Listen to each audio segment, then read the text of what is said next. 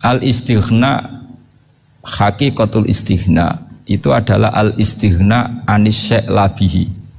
Jadi pemenuhan kebutuhan yang sebenarnya adalah kita berusaha menghindari sebanyak mungkin kebutuhan yang sekunder, yang enggak penting. Bukan memenuhi semua yang kita inginkan. Jadi misalnya begini ya, kalau kita lapar, itu keinginan kita itu makan enak apa asal makan? Tentu jawabannya asal makan yang sehat. Tapi kalau nuruti nafsu kita, makannya yang enak, teman makan ya enak, terus di warung yang favorit. Ini kan satu kebodohan. Kenapa untuk makan saja butuh definisi sekian banyak? Yang kita harus kecewa, warung favoritnya bisa sudah tutup, atau kita ke sana harus macet, ribet. Yang benar-benar arif dan bijaksana itu adalah al-istighna anisya. Sesuatu yang tidak mendesak itu jangan jadikan kebutuhan. Sehingga kalau kita puasa misalnya, semua makanan itu enak karena kita sangat lapar. Sehingga Abul Qasim Al-Junaidi ketika ditanya, ma'idamu to'am, lauk makanan itu apa? Jawabannya lucu, alju, lapar. Kalau kamu lapar ya semuanya enak. Ini sudah mulai hilang. Kita bilang makan enak itu ya sate, ya gulai, ya pizza yang kita senang. Akhirnya apa? Untuk nikmati nikmatnya Allah itu kita jadi ribet. Apalagi yang orang-orang fasik harus ditemani perempuan yang tidak halal misalnya, atau harus ada ajudan, ribet. Nah pertanyaannya, orang yang ribet sama yang gak ribet itu pinter mana? Pinter yang gak ribet. Nah ini kearifan-kearifan yang mulai hilang. Lalu siapa yang bisa mewarisi itu? Ya ulama. Jadi ulama itu cara berpikir sebenarnya simple. Makanya mereka sering kalau tahajud itu, di antara makalah Sayyidina Ali paling terkenal dan yang menjadikan beliau punya derajat yang luar biasa itu adalah kafani izzan an takuna li robban wa kafani fakhran an akuna laka abdan. Ya Allah, saya ini sudah begitu mulia, begitu terhormat dan sangat-sangat terhormat karena yang menjadi Tuhan itu Engkau. Jadi rumus pertama itu karena menjadi Tuhan itu Engkau. Hanya Tuhan yang abadi, Tuhan yang pertama, hanya Tuhan yang al-awwal. Coba ya Allah, kalau saya ini punya Tuhan Fir'aun, punya Tuhan mati jadi tontonan lagi, itu kerennya di mana coba? Andai kan kita punya Tuhan Fir'aun, atau punya Tuhan yang asal usulnya manusia, apapun hebatnya manusia itu, kita punya Tuhan manusia itu. Tuhan yang lapar, yang kalau nggak makan mungkin pingsan, mungkin bisa kena COVID, nanti Tuhannya diisolasi. Kayak apa? Makanya ketika Tuhan Allah menyindir ketuhanan selain Allah itu, Allah hanya menyindir dengan kalimat sederhana, kana yakulanit to'am, yang kamu tuhankan itu masih makan. Artinya kalau nggak makan ya lemes. Jadi lama-lama ada orang gini, alhamdulillah tadi Tuhan mampir ke saya, kelihatannya lapar, setelah tak kasih makan sehat lagi. Susah nggak punya Tuhan yang seperti itu. Beda dengan Tuhan kita. Tuhan yang nggak butuh makan, nggak butuh minum, al-qayyum, zat yang berdiri sendiri tanpa butuh yang lain. Al-awwal, sebelum ada langit bumi sudah ada Tuhan kita yaitu Allah. Bandingkan dengan Tuhan-Tuhan yang dipertuhan yang lain, yang adanya setelah bumi, misalnya Fir'aun dan sebagainya. Sehingga Sayyidina Ali pertama jadi kebanggaan apa? Kafani izzan antakuna li robban. Saya ini keren betul, karena punya Tuhan yaitu Engkau. Tuhan yang lahul asma'ul husna, Tuhan yang semuanya punya kebaikan, punya keabadian, punya keagungan. Terus wa kafani fakhron an akuna laka abdan, dan saya bangga sekali karena saya menjadi hambamu. Kalau saya jadi hambanya Pak Rektor ribet kan, sudah tak hormati ternyata nanti tidak rektor, ya kan ribet kan. Terus pokoknya ribet, jadi budaknya manusia itu ribet. Makanya ada seorang wali datang ke temannya yang jadi presiden atau jadi raja. Datang ke situ karena tidak punya uang, mau minta uang karena temannya raja. Setelah sampai sana ternyata temannya ini karena orang soleh pas berdoa, ya Allah saya minta ini, minta ini, minta ini. Terus si wali tadi pulang. Tanya, kenapa kamu pulang? Ternyata dia sama, masih minta-minta kayak saya. Jadi sederhana dia.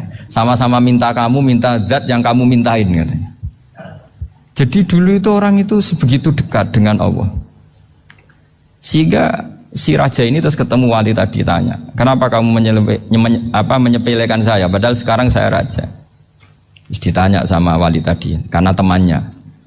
Kalau kamu di padang pasir tidak bisa minum dan harus minum 1 gelas, dengan ongkos kamu harus mengasihkan semua kerajaan kamu demi minuman itu.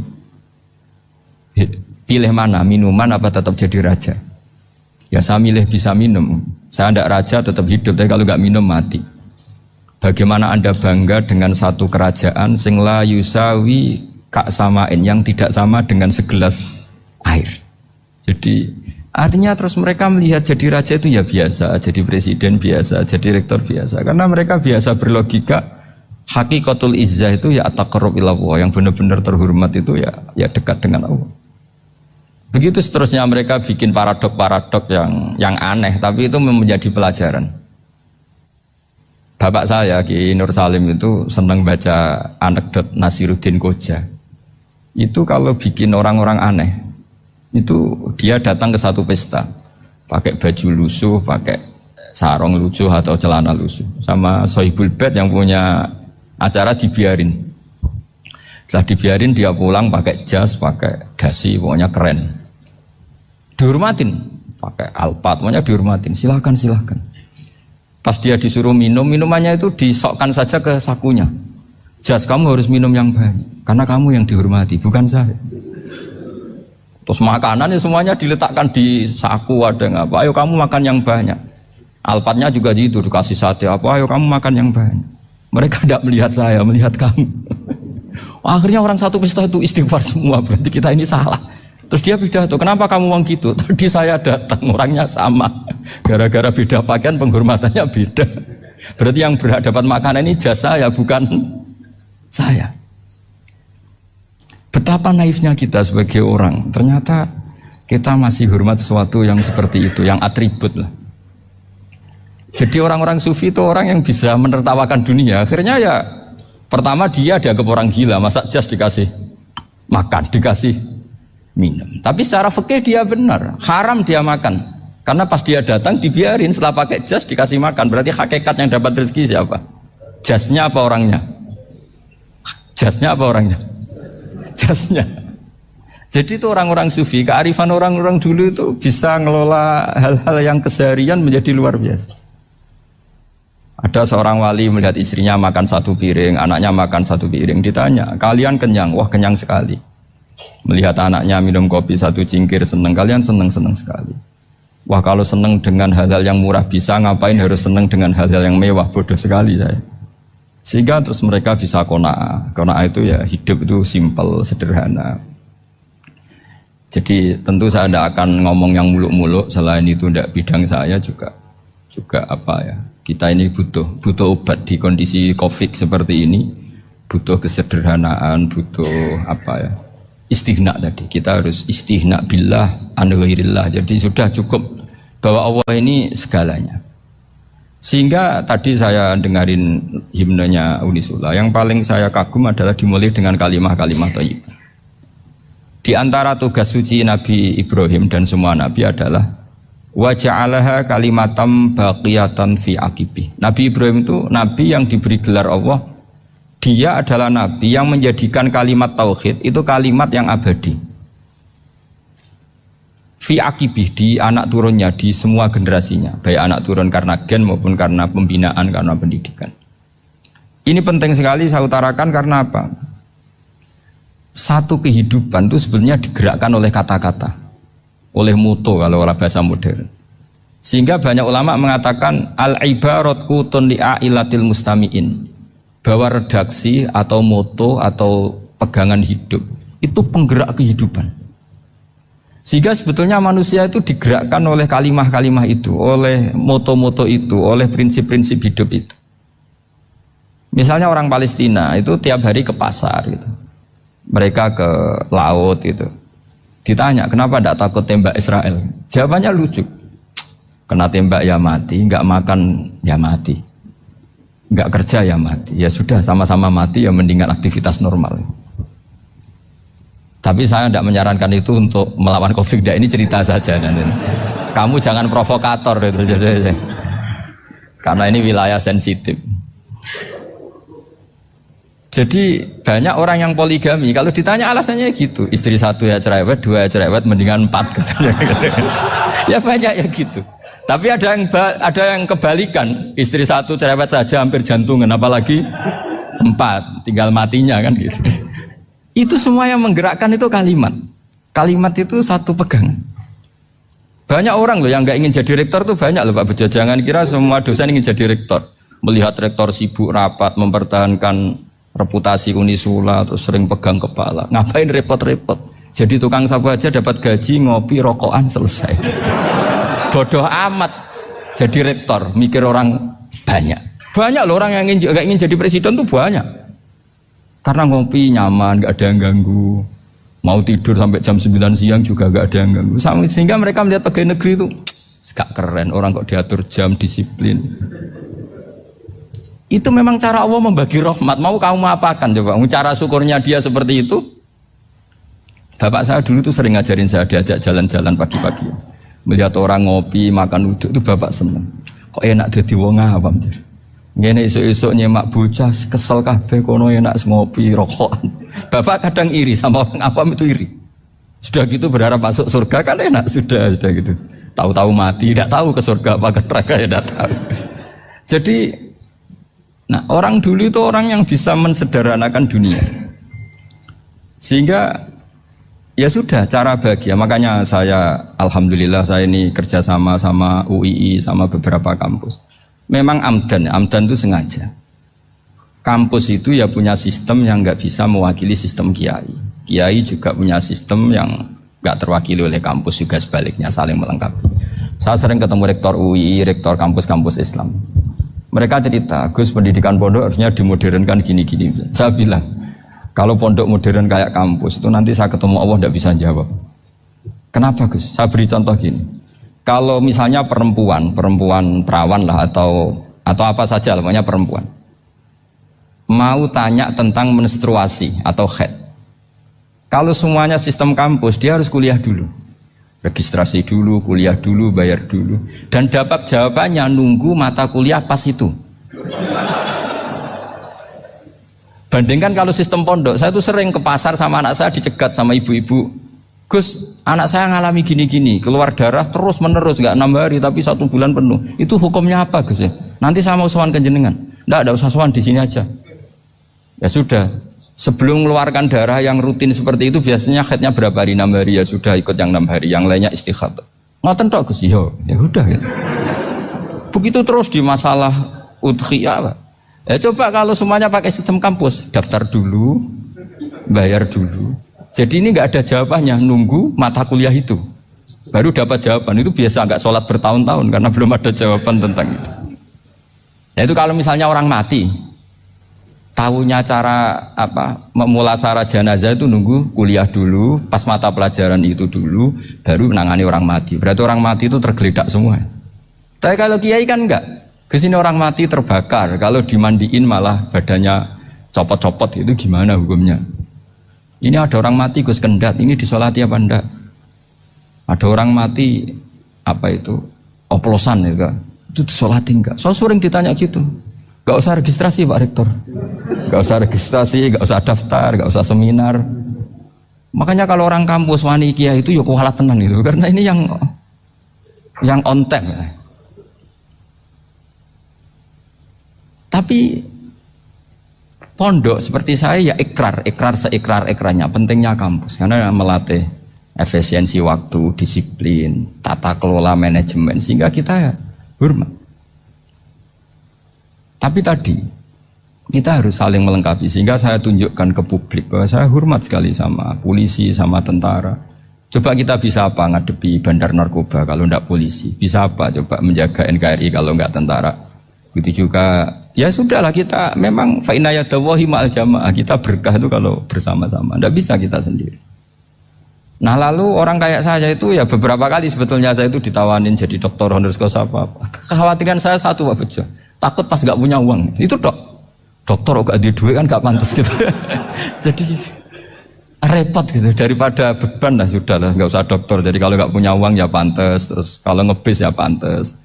Suatu saat kalau mati nggak ada yang hadir ya pantas, nggak dokter gitu. Kalau sudah doktor kok masuk neraka,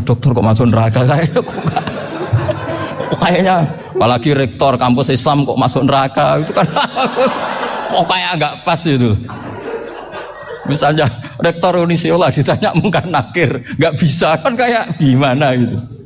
Makanya harus sering ngaji saya supaya agak malu di depan mungkar nakir. Masa rektor ditanya mungkar nakir nggak bisa. Harus berani bentak. Ini saya rektor loh Pak mungkar nakir. Masa kalau wali-wali dulu berani. Masyhur di cerita wali-wali ditanya marabbuka manabuka. Saya ini guru tauhid. Kok kamu tanya marabbuka manabuka yang ngelotok? Kamu tidak pernah ngaji enak aja tanya. Jadi wali-wali itu ya rileks ngadepi mungkin. Saya yakin rileks wali di Bang Pak Rektor. Saya yakin itu. Karena wali itu lebih dekat Allah. Sehingga orang dulu itu saya ulang lagi ya, ada satu kearifan namanya hidup itu apa? Hidup itu adalah cari sebanyak mungkin supaya hidup itu tidak tergantung pada banyak hal. Sehingga misalnya cara berpikir orang-orang modern itu sebenarnya banyak orang-orang ilmuwan yang nggak ngagumi Amerika. Bukan karena angkuh ndak. Untuk mempertahankan kebesaran negara sebesar itu, kebutuhan listriknya besar, kebutuhan tentaranya besar, kebutuhan apa? Sementara negara kayak Venezuela atau Swiss kebutuhannya ada banyak. Pertanyaannya, yang tergantung dengan banyak hal sama yang tidak tergantung banyak hal, itu pinter mana? Kalau dibalik pertanyaannya gitu, negara-negara maju itu tidak keren kalau dibalik pertanyaannya. Orang yang untuk mempertahankan eksistensinya banyak, butuh banyak hal, dengan yang tidak butuh banyak hal, itu pinter mana? Orang yang bahagianya nunggu jadi dokter, nunggu jadi kiai besar, kiai viral, dengan orang yang bahagia cukup dengan ngopi, itu pinter mana? Tapi kalau dibalik pertanyaannya, orang yang tahunya nikmat hanya kopi dengan nikmat yang banyak, pinter mana? Makanya Mbah Mun itu kalau guyon itu lucu. Aku ikut saake ambek wong desa sing mlebu swarga. Saya dulu eskal mlebu swarga kok disakeni. Akhirnya beliau memberi penjelasan. Wong desa iku roe pakanan enak, iku mau kopi mbek uduk. Lah swarga iku mau nuruti sing dikarepno. Akhirnya semua mangan wis ngopi, nguduk, ngopi ora roh pakanan liyane ku ora roh. Nasi mandi yo ora roh, pizza yo ora roh apa-apa. Terus saya bilang, wah lah niku nak nganti selera tentang wanita cantik. Iku juga sederhana. Rodok pesek ya wis cantik, rodok ireng ya wis. Apa bidadarinya seperti itu karena saking enggak pengalamannya. Jadi surga itu kan nuruti apa yang diinginkan. Kira-kira keinginan orang kampung kalau di surga itu apa coba? Makanan apa coba? Ya, mana senangnya ketemel gemblong itu. Artinya malaikat lebih suka nangani surganya orang-orang kampung timbang Pak Rektor. Ini sudah ribet ini. Makanan apa saja sudah harus dicoba. Ya. Terus kalau di mall tahu orang macam-macam, seleranya macam-macam pasti. Enak mana kalau sampai jadi malaikat pelayan surga? Suka ngelayani orang kampung apa yang orang kota? Orang kampung kan? Jadi ya itu guyon tapi itu menjadi pikiran kita bahwa orang yang banyak kebutuhan itu sebetulnya banyak kebodohannya karena menggantungkan kebahagiaannya dengan banyak hal. Makanya Imam Syafi'i ngendikan istighna itu apa? Al istighna anisya'i. Yang dikatakan kecukupan adalah berusaha sebanyak mungkin banyak hal tidak kamu butuhkan. Bukan memenuhi semua kebutuhan kamu karena nafsu kamu ini tidak ada batasnya gitu. Kalau kamu penuhin nggak akan selesai. Itu ada perempuan yang kurang cantik itu minta doa saya, Gus doain suami saya kaya. Terus tak guyonin, terus nggak minta. Kalau suami kamu kaya, yang pertama dirubah itu apa? Rumah supaya rumah saya bagus. Kedua apa? Mobil supaya mobil saya bagus. Nanti yang dievaluasi itu kamu. Mobil bagus, Alphard, rumah mewah, istrinya kamu. Pasti itu dievaluasi. Langsung enggak usah sudah gini aja kan. Jadi pertama yang dievaluasi itu kaya itu coba kalau suami kaya itu yang dievaluasi pertama rumah ya. Rumah ganti. Setelah itu apa? Mobil. Kira-kira berikutnya. Akhirnya sudah enggak jadi. Nabi Ibrahim itu pernah minta umur panjang. Keren umur panjang. Sama Allah nggak dijawab. Datang orang tua gitu mertamu ke Nabi Ibrahim. Terus disuguhi dikasih kurma. Apa itu? Kok kurma apa? Anggur yang sudah matang sekali. Sudah dimakan. Setelah dimakan meler keluar lagi. Dimakan lagi meler lagi. Terus Nabi Ibrahim masuk lagi ke kamar. Ya Allah, doanya tak cancel. Nanti kalau saya tua kayak itu. Jadi Allah itu gak jawab langsung tapi ngirimkan itu. Akhirnya ya Allah gak jadi. Nanti takut itu. Saya pernah ngalami jadi kiai tadi, ada ibu-ibu ya gak pati cantik lah. Suaminya tuh miskin sekali. Minta doa saya supaya kaya. Bareng tak kasih pertimbangan itu udah gak usah gak jadi itu. Jadi itu kearifan. Tapi kearifan ini harus kita tanamkan. Saya nggak bisa membayangkan Indonesia yang besar ini, andai kan tidak ada qanaah, nerimo ing pantum. Coba sekarang ada Covid. Andai kan Indonesia itu kayak Perancis. Saya beberapa kali punya tamu orang yang hidup lama di Perancis, bahkan dapat istri orang Perancis. Itu dulu nggak begitu mencintai Indonesia. Tapi setelah di Perancis 2 tahun, wah Indonesia hebat. Di Perancis itu kata dia kalau cerita, semua kebutuhan masyarakat itu dibebankan ke negara. Apa saja minta negara, apa saja nyoal negara. Sementara Indonesia, coba kalau Indonesia mengalami seperti ini kok tidak ada konaan, rimo ing pantum, bisa kios Indonesia. Orang miskin nyalahkan negara, kelaparan nyalahkan negara, apa saja. Tapi barokahnya dididik kiai, jogeman nyalahno wong liya. Urip pun romo ing pantum, diame. Sampai gak ngerti kalau Covid. Banyak tuh orang-orang kampung itu, orang lugu-lugu itu. Mbah niki saking Covid, salam ning Covid, muga-muga umure panjang. Dikira Covid itu nama orang yang ahli sosial itu. Mbah niki dana saking Covid. Matur nuwun sampekno salamku, muga-muga umur panjang. Bingung kan yang nganterin ini. Ini gimana yang mau menjelaskan? Memang nggak paham. Ribet kan. Tapi saya pastikan bahwa dengan keadaan seperti ini kita bahagia, kita stabil, itu jelas barokahnya kalimah tadi, moto tadi atau pegangan hidup tadi. Makanya disebut al-ibarat qutun li ailatil mustami'in, bahwa redaksi atau kata-kata atau pegangan atau filosofi hidup, apalah namanya itu adalah penyemangat. Penyemangat. Karena kata-kata ini memang luar biasa. Ketika sahabat perang demi kebenaran, zaman itu ya pasti benar karena yang dibela Nabi. Dulu itu kan enak zaman Nabi, yang dibela mesti benarnya, musuhnya mesti salahnya. Sehingga dulu itu memang harus tegas. Kalau sekarang mau tegas gimana? Yang kamu bela tidak mesti benar, musuhnya tidak mesti salah. Ribet kan kalau misalnya saya tukaran sama Pak Rektor, kamu mau bela mana kan bingung. Saya tidak mesti benar, saya tidak Nabi. Pak Rektor apalagi nggak mesti benar lagi kan? Ribet kan? Jadi kalau kita mau perang sekarang itu mau pede gimana? Enggak. Makanya banyak ulama sekarang tuh mau tegas tuh nggak berani karena ya banyak hal yang abu-abu lah wilayahnya. Misalnya pilihan presiden, atau pilihan bupati, pilihan menteri. Kamu mati-matian bela itu, yang kamu bela tidak mesti benar, musuh kamu tidak mesti salah.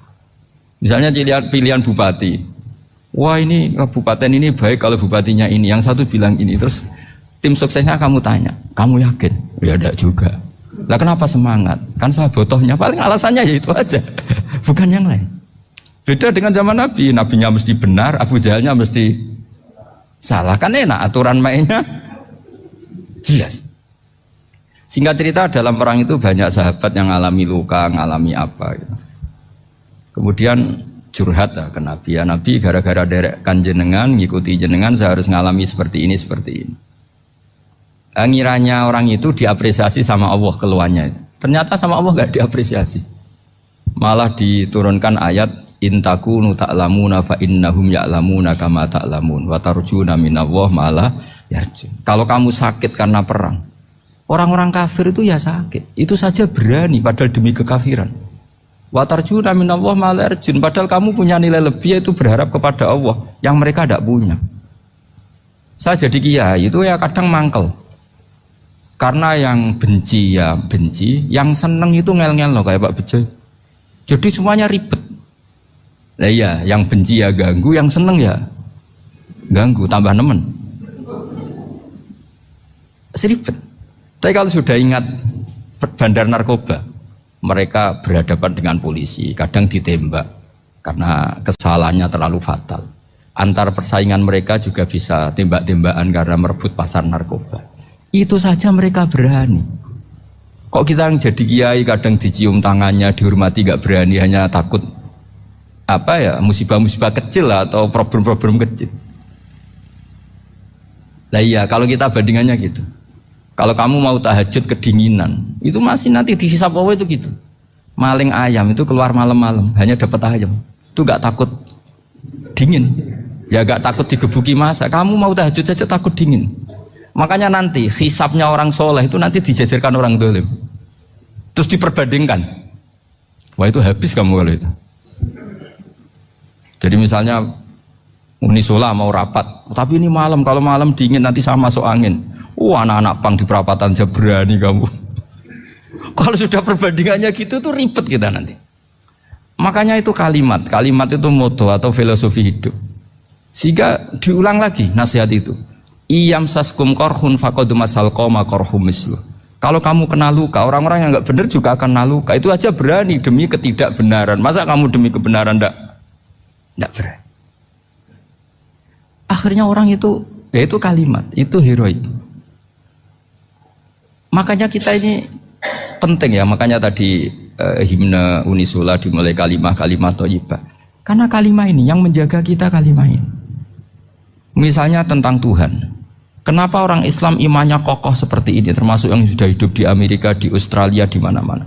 Itu ya barokahnya ajaran atau barokahnya kalimah. Saya sebut kalimah saya pakai bahasa santri. Karena la ilaha illallah itu dalam tradisi santri disebut kalimatu haqqin alaiha nahya wa alaiha namut wa alaiha nub'ats. Ada yang riwayat wa biha nub'ats insyaallah taala minal aminin. Kenapa mereka di mana-mana meskipun sekolah di Amerika, di Australia, bahkan di Uni Soviet tetap mukmin? Itu barokahnya ajaran yang benar. Allah itu siapa? Tuhan. Tuhan itu sifat dasarnya apa? Awal. Dia harus wujud awal sebelum makhluk yang lain. Sehingga ketika ada negara yang maju, yang tertib, manajemennya tertib, masyarakatnya makmur, tapi punya Tuhan yang tidak seperti itu, tidak awal, itu sudah gak nyaman. Karena ndaklah keren Tuhan saya, karena Tuhan saya itu al-awwal, zat yang pertama. Tuhan saya keren lah, zat yang gak mati. Tuhan yang gak mati, yang gak pernah mengalami kematian. Sehingga tontonan atau yang dilihat kenikmatan-kenikmatan yang lain ini tidak mengubah dia pendirian tentang Tuhan. Karena mantapnya satu kalimat tadi bahwa Tuhan itu ya harus satu, harus awal, harus tidak mati, tidak rusak, tidak mengalami apa-apa yang membahayakan. Sehingga ketika ditawarin Tuhan yang lain meskipun menjanjikan secara finansial atau kemakmuran, mereka gak tertarik. Itu coba, itu barokahnya makmur apa barokahnya ajaran? Barokahnya ajaran. Sering negara Islam itu kalah makmur dengan mereka, tapi barokahnya ajaran ini tetap apa? Tetap Islam. Makanya Nabi Ibrahim, Nabi yang sukses bikin wa ja'alaha kalimatam baqiyatan fi aqibi. Sehingga kita ini bekti sama orang tua misalnya, itu ya karena ajaran. Suwargamu itu karek wong tuamu. Nak wong tuamu ridho, Allah ridho. Nak ora ridho, Allah ora ridho. Ridho wa fi ridhol walidain wa sakhatu wa sukhtu wa fi sakhatil. Sehingga ketika ada orang tua yang agak brengsek gitu, anak-anak tetap hormat. Punya orang tua yang miskin, yang sudah miskin, tukang tombok nomor, banyak kan di kampung gitu. Ya tetap hormat. Coba kalau dari awal kita ngajari orang tua kamu hormati ya, kalau baik, kalau tidak usah. Bisa geger Indonesia. Tapi barokahnya ajaran-ajaran itu Indonesia tertib karena ada ajaran. Nah ini di sini pesantren dan Unisula semua harus berkontribusi membuat ajaran yang benar itu adalah ciri utama Islam. Sehingga Islam ini dimulai dengan ajaran kalimatu haqqin alaiha nahya wa alaiha namut. Sehingga kita tenang seperti ini. Saya ini termasuk kiai yang tenang. Meskipun kata orang banyak saya ini kiai besar, tapi termasuk kiai yang paling tenang. Termasuk yang paling tenang. Karena saya ini pakai mazhab orang-orang hebat. Saya berkali-kali cerita, orang kayak Imam Syafi'i itu orang yang luar biasa. Saya berkali-kali cerita, orang yang tadi nyium tangan kamu ya Imam Syafi'i, di belakang tuh ngerasani kamu, menghujat kamu. Jawabannya enak saja. Berarti saya alhamdulillah orang yang wibawa. Buktinya di depan saya nggak berani. Jadi enteng saja. Diceritain sebagian kampung, sebagian separuh dari warga kamu itu nggak suka kamu. Ya bagus lah nggak suka saya, nggak akan utang duit saya. Di mana-mana orang utang tuh karena teman dekat. Kalau nggak seneng pasti minimal nggak utang, nggak pinjam mobil, nggak pinjam apa. Berkah mana yang seneng sama yang gede? Jadi dianggap enteng saja. Semua yang dialamin dianggap enteng saja. Misalnya punya istri pemarah, ya baguslah marahin suami. Kalau marahin tonggo malah ribet. Jadi kamu harus terima kasih kalau dimarahin istri. Baguslah marahin saya mah, kalau marahin tonggo ribet. Jadi enteng saja. Tapi kita sekarang itu karena nafsu ya, sehingga menghadapi hidup ini ribet. Ulama dulu kalau mau mati itu senengnya bukan main. Sudah lama saya ini ingin gak maksiat. Kayaknya gak maksiat paling efektif itu mati. Ya tidak apa-apa Gusti, kalau sebaiknya mati ya mati aja. Enteng saja. Jadi melihat kematian itu akhir dari segala keburukan atau potensi keburukan. Apapun baik kita sekarang, suatu saat mungkin kita gak baik. Yang bisa menghentikan ketidakbaikan atau potensi ketidakbaikan itu apa coba? Mati kan? Berarti mati itu mengerikan apa menyenangkan? Mesti kamu tidak berani menjawab. Meskipun secara ilmu kamu berani, tapi secara rasa agak berani kan? Saya ulang lagi ya, yang bisa menghentikan keburukan atau potensi keburukan itu apa coba? Apa? Kematian. Berarti kematian itu menyenangkan atau menyusahkan? Apapun kamu tidak berani jawab karena kamu agak-agak duniawi itu kelihatannya. Tapi secara ilmu, kamu tahu kan kalau mati itu tidak buruk-buruk banget. Karena apa? Itu akhir dari segala keburukan. Sehingga Nabi ngajarkan kalimat itu begitu luar biasa. Allahumma ahyini makanatil hayatu khairan li wa tawaffani makanatil wafatu khairan li. Nabi melihat dunia itu begitu indah. Ya Allah, kalau saya ini hidup, anggap saja hidup ini ziyadatan li fi kulli khairin, menjadi modal saya menambah segala kebaikan. Jika suatu saat saya mati, anggap mawon rohatan li min kulli syarrin, itu akhir dari segala keburukan saya. Sehingga mati hidup ya baik karena di situ kita bisa berkontribusi beramal soleh. Mati juga baik karena mengakhiri segala keburukan. Nabi nate ngendikan lagi, ajaban li amril mukmini inna amrahu kullahu khair. Orang mukmin itu mengagumkan, semuanya baik. In asobathu na'ma syakara fakana khairan lah. Kalau baru dapat nikmat dia syukur, maka itu baik. Wa in asobatu dharra sabara. Kalau dapat masalah mereka sabar, itu juga baik. Sehingga orang mukmin dua sisinya pasti baik. Itu juga kalimat, maksudnya moto atau pegangan hidup. Nah berikut ini saya beri contoh, ini kenangan saya, ini contoh terakhir. Masalah jadi orang terkenal maupun tidak. Di sini dicontohkan Imam Ghazali di halaman 367 di kitab saya 367, juznya 3 di kitab Ihya Ulumuddin. Di sini beliau cerita betapa untuk menjaga ikhlas sebaiknya orang itu tidak terkenal, tidak syuhrah, tidak terkenal.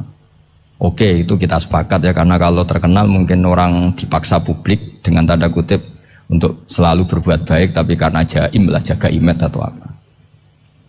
Tapi ketika dibalik pertanyaannya, kamu rela yang terkenal itu orang nggak benar, sementara yang orang benar itu nggak terkenal. Lalu masyarakat tahunya yang tidak benar. Kalau pertanyaannya dibalik gitu, orang baik wajib terkenal enggak? Kalau pertanyaannya dibalik seperti itu. Dokter yang benar tidak terkenal, yang malpraktek terkenal. Kamu ingin kondisi seperti itu? Gak ingin kan? Kampus yang bagus gak terkenal, kampus yang bagus gak terkenal, yang gak bagus. Nah, artinya apa? Gara-gara olah kata, olah pikiran, ini logika jadi rubah. Lagi-lagi apa? Jawaban itu ada di kata-kata sebetulnya. Makanya bab-bab seperti ini tidak usahlah kita berdebat, berpolemik. Sebaiknya orang itu humul, menutup diri, apa sebaiknya orang terkenal, itu nggak perlu seperti itu. Sudah terserah Tuhan saja. Makanya saya mulai dulu ngaji sampai sekarang itu ya tidak punya punya ikon tertentu atau punya website tertentu, enggak. Sudah terserah pangeran. Sudah saya juga tidak sok suci materialistik atau enggak, ya tidak mikir saya. Bukan apa-apa ya, karena saya ini saya ini kiai, jadi biasa urusannya sama Allah, tidak sama makhluk. Jadi pusing kalau sama sarah-sarahnya makhluk itu pusing. Meskipun rektor kalau nasihati saya pasti tidak saya terima, itu tetap makhluk, itu sudah ada ngefek kalau saya itu sudah ada itu. Bukan karena saya sombong, ya memang makhluk betul gitu, bukan. Cuma nasibnya bejo aja, tapi makhluk tetap makhluk. Saya beri contoh ya. Ini makalah yang ditulis Imam Ghazali. Ya, i'lam aslahaka Allah anna aslal jah wa intisarus sayyid atau sayyidi wal istihar bahwa mazmum itu. Balil mahmudu al-khumulu illa man saharahu wa ta'ala li nasri dini min ghairi takallufi talabi syuhrati minhu. Jadi kalau kamu ingin ibadah kamu selamat, ya kamu jangan terkenal. Tapi resikonya adalah kalau kebaikan itu tidak terkenal, maka agak dikenali. Kalau agak dikenali berarti masyarakat hanya punya percontohan yang tidak baik, karena yang baik tidak terkenal. Jadi itulah ulama-ulama dulu. Jadi apa-apa itu dibanding-bandingkan. Kemudian nanti kelihatan, jawabannya itu kelihatan. Jadi ulama dulu itu biasa ngarang misalnya afatun nikah, sisi negatifnya nikah. Harus ngurmat istri, harus macam-macam, kalau terlantar itu ya dosa. Seperti tadi Pak Marsudi cerita, kalau orang ngapalkan Quran itu takut lupa, kalau lupa itu jadi dosa. Pertanyaannya, kalau semua orang takut lupa, takut dosa, semua orang nggak hafal Quran karena potongan-potongan lupa. Cara berpikir tidak seperti itu. Kalau berpikir ya namanya hafalan, ya inginnya hafal, kan nggak ingin lupa. Lah nanti kalau takdirnya lupa karena hal-hal yang dimaklumi oleh syariat itu enggak yang termasuk dosa. Yang dosa itu lupa ta'wiri udhrin syar'iyyin, lupa yang tidak ada sebab yang apa?